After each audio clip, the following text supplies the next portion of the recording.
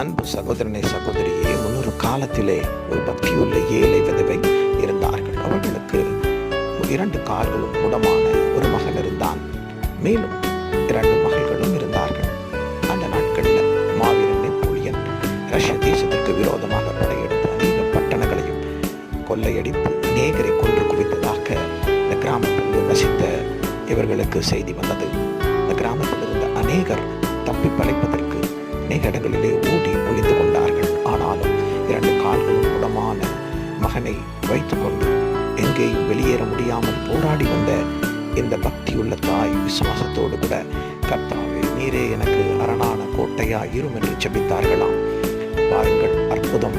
இரவு முழுவதும் பனி பெய்ததினாலே இந்த கிராமத்தை சுற்றிலும் ஒரு பெரிய சுவரை போல பனி எழும்பினதினால் நெப்போலியன் அந்த பட்டணத்திற்குள் நுழைய முடியாதபடி கர்த்தர் பாதுகாத்தார். ஆமென்.